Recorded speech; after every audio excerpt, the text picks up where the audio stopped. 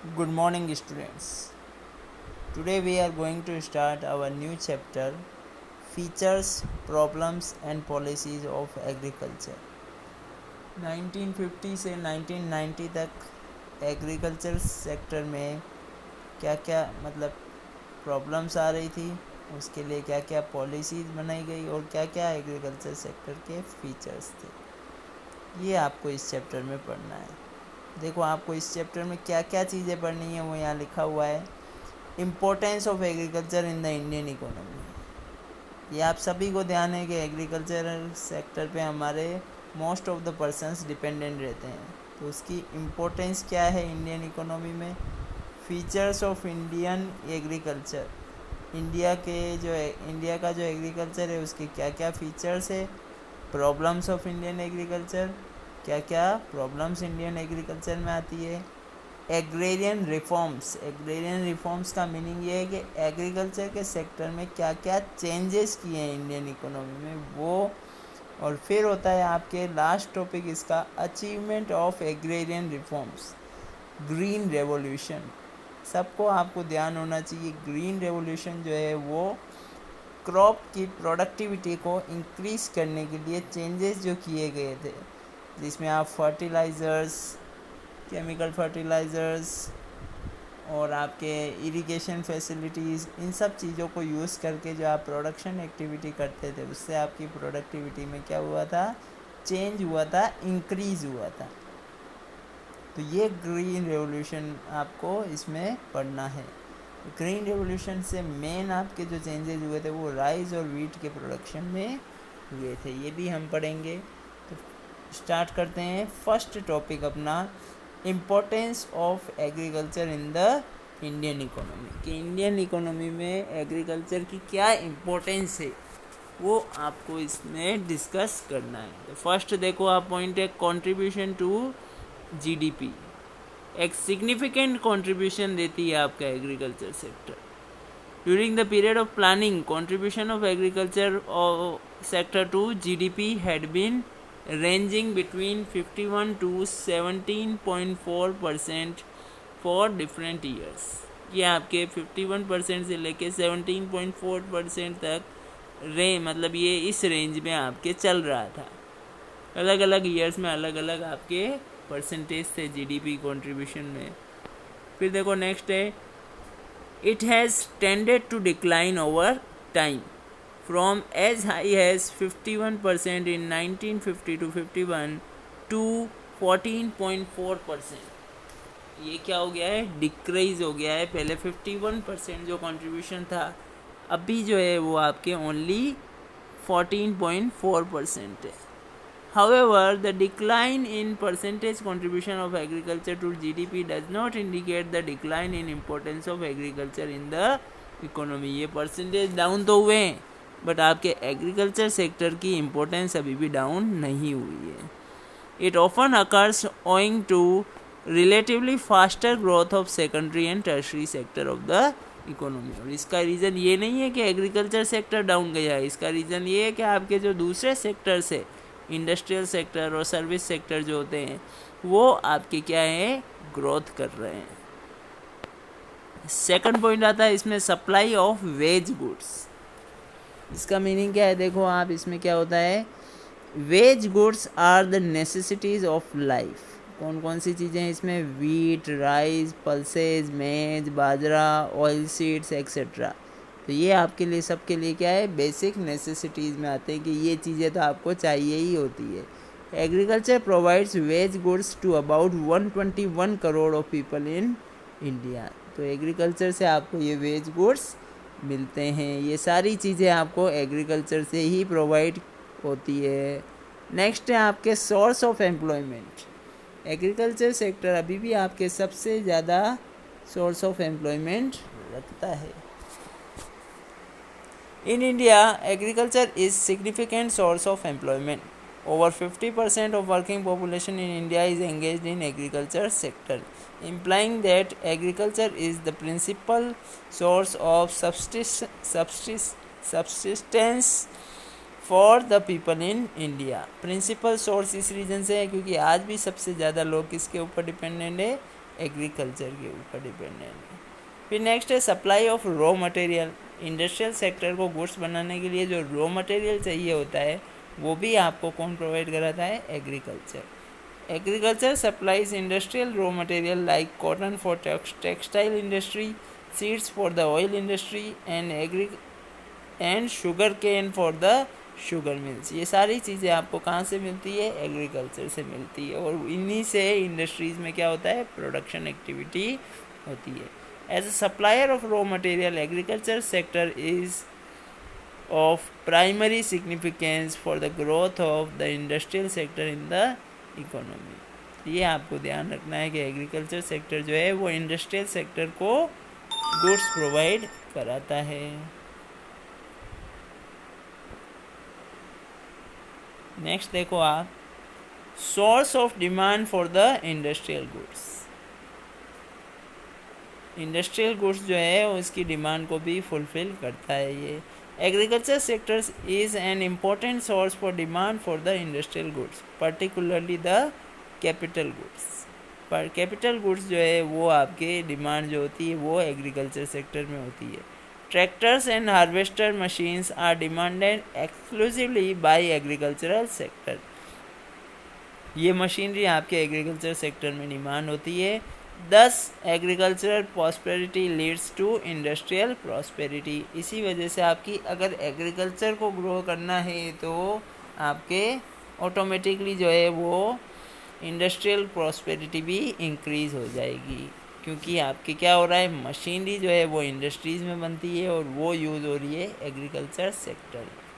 Next है आपके contribution to international trade. Agriculture makes a significant contribution to India's international trade.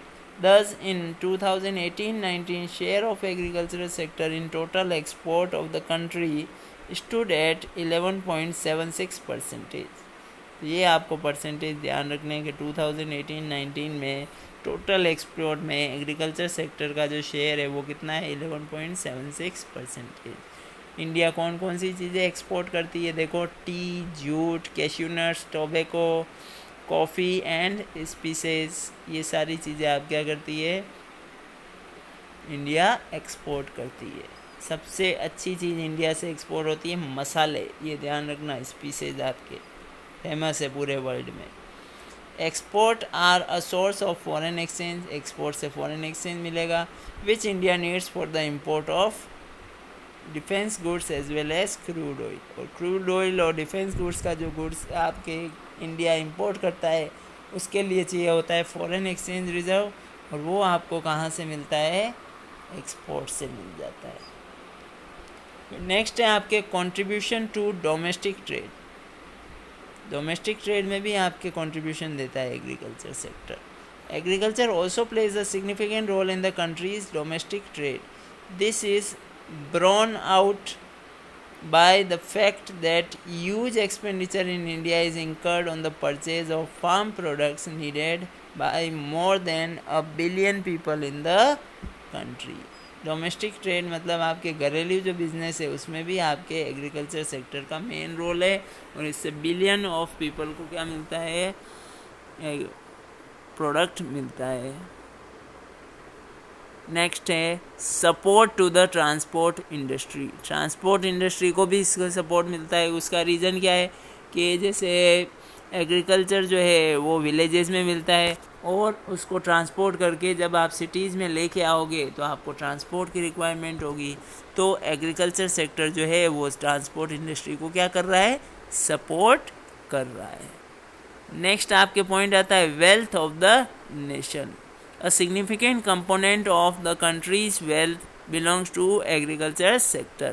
In terms of fixed assets, land occupies the highest rank in India. Besides capital growth, crores of rupees stays invested in major and minor irrigation projects। ये ध्यान रखना है कि इनमें आपके crores rupees जो है वो क्या है?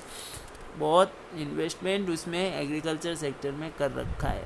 आपके लैंड जो फिक्स्ड एसेट्स है उसमें सबसे ज़्यादा पोर्शन एग्रीकल्चर सेक्टर में होता है। लैंड में आप देखोगे पूरी कंट्री में बहुत सारा एग्रीकल्चर सेक्टर में आपका लैंड यूज़ हो रहा है। तो ये आपके पॉइंट क्या थे, किसके थे? फर्स्ट टॉपिक था importance of agriculture in the Indian economy. Next point देखो आप, क्या है next topic? Features of Indian agriculture. तो बिल्कुल सिंपल है, देखो लो प्रोडक्टिविटी। प्रोडक्टिविटी किसको बोलते हैं मैं आपको पहले भी बता चुका हूँ। पर हेक्टर कितना आउटपुट हो रहा है उसको बोला जाता है प्रोडक्टिविटी। तो वो आपकी कंट्री में बहुत डाउन थी। ये आपके कुछ परसेंटेज दिए हुए हैं, मतलब आप देखोगे तो आप इंडिया जो है उसमें परसेंटेज डाउन है। सेकंड होता है डिस्गाइज्ड अनएम्प्लॉयमेंट। डिस्गाइज्ड अनएम्प्लॉयमेंट का मीनिंग क्या होता है कि जितने वर्कर्स की रिक्वायरमेंट है उससे ज़्यादा वर्कर्स ऑलरेडी वर्क कर रहे हैं। जैसे मान लो एग्रीकल्चर सेक्टर में 5 वर्कर्स की रिक्वायरमेंट है और वहाँ पे अगर 10 वर्कर्स वर्क कर रहे हैं, क्योंकि फैमिली एक तरीके से फैमिली बिजनेस होता है एग्रीकल्चर सेक्टर, तो क्या होगा उससे कि अगर 5 की रिक्वायरमेंट है और एक्स्ट्रा अगर वहाँ पे वर्क कर रहे हैं तो उनकी प्रोडक्टिविटी कुछ भी नहीं है। मतलब ये है कि 5 वर्कर से जो वर्क करवाओगे आप, 5 वर्कर से जो वर्क करवा सकते हो उतना 10 वर्कर्स कर रहे हैं। तो एक्स्ट्रा के 5 को अगर आप हटा भी देते हो तो भी आपका उतना ही वर्क होगा। तो एक्स्ट्रा के 5 जो है वो क्या कहलाएंगे? Disguised unemployment. तो ये आपके एग्रीकल्चर सेक्टर में डिस्गाइज्ड अनएम्प्लॉयमेंट एक फीचर है। फिर आपको ये मैंने आपको पहले भी बताया हुआ है, जब आपने on the eve of independence वाला चैप्टर पढ़ा था, Indian economy on the eve of independence, की आपका एग्रीकल्चर सेक्टर किसके ऊपर डिपेंडेंस था?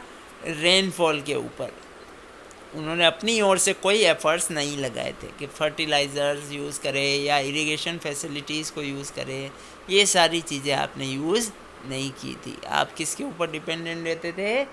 रेनफॉल के ऊपर। और ये होता था आपके इलिटरेसी की वजह से कि आपको नॉलेज ही नहीं था कौन कौन सी टेक्नोलॉजी मार्केट में अवेलेबल है। फिर नेक्स्ट है आपके सब्सिस्टेंस फार्मिंग। ये भी बताया था मैंने आपको कि फार्मर्स जो है वो अपनी फैमिली की रिक्वायरमेंट को फुलफ़िल करने के लिए क्या करते थे? फार्मिंग एक्टिविटी करते थे, न कि मार्केट में सेल करने के पर्पज़ से। सब्सिस्टेंस का मतलब यही होता है खुद के सर्वाइवल के लिए जितनी प्रोडक्शन की रिक्वायरमेंट है उतना ही प्रोड्यूस करो, और अगर एक्स्ट्रा बाई चांस कोई बच जाए तो उसको मार्केट में क्या करो? सेल कर दो। बट आपका पर्पस बिजनेस करना नहीं होता था। तो ये होती है आपके सब्सिस्टेंस फार्मिंग।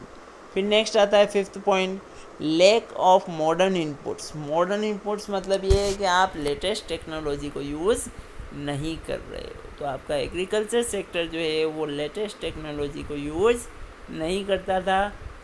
इस रीज़न से आपकी प्रोडक्टिविटी जो है वो लो रहती थी। नेक्स्ट है आपके small holdings. Small holdings is a characteristics feature of the Indian agriculture. Small holdings are a hindercan in the process of growth in 2 ways. क्या क्या रीज़न है देखो आप।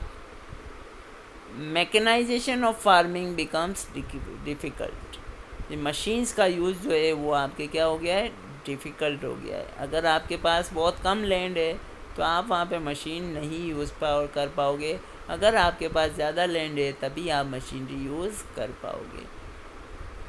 और नेक्स्ट पॉइंट है marginal farming continues to view farming as a source of subsistence rather than an enterprise for profit. जो marginal farmers होते हैं वो जो है वो फार्मिंग को है सब्सिस्टेंस के लिए ही करते हैं। मतलब मार्जिनल फार्मर्स मार्केट में सेल करने के पर्पज़ से नहीं आते हैं। ये मीनिंग है इसका। मार्जिनल फार्मिंग मतलब क्या है? ये 3 टाइप्स के फार्मर्स हो गए, एक तो स्मॉल फार्मर्स, एक मार्जिनल फार्मर्स और एक लार्ज फार्मर्स। तो इसमें आपके यहाँ बताया हुआ है मार्जिनल फार्मर्स जो है वो सब्सिस्टेंस फार्मिंग के लिए ही वर्क करते हैं। नेक्स्ट है आपके landlord tenant conflict. Landlord tenant conflict क्या है देखो आप। Huge areas are cultivated by the tenants who are not owners of the soil. वही आपके पॉइंट आ गया इसमें।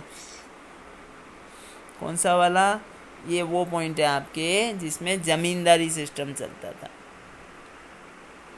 ठीक है, तो ये कॉन्फ्लिक्ट आपके उस टाइम अवेलेबल था। और लास्ट है आपके primitive technology. Because bulk of the farms in India are small in size and bulk of the farming population is poor, the use of primitive technology becomes inevitable.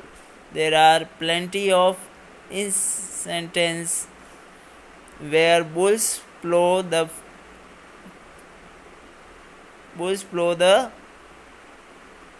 fields rather than the tractors. ये आपको ध्यान रखना है कि tractor की जगह आप क्या यूज़ करते हो, बुल्स. तो ये आपके टेक्नोलॉजी जो है वो प्रीमिटिव यानी बहुत ही ओल्ड टेक्नोलॉजी को यूज़ कर रहे हो. इससे आपका प्रोडक्शन स्लो होगा क्योंकि मशीनरी जो है वो जो वर्क करेगी वो क्विकली कर लेती है, जबकि ये आपके जो बुल्स जो यूज़ करोगे उससे आपका प्रोडक्शन स्लो होगा. Thank you.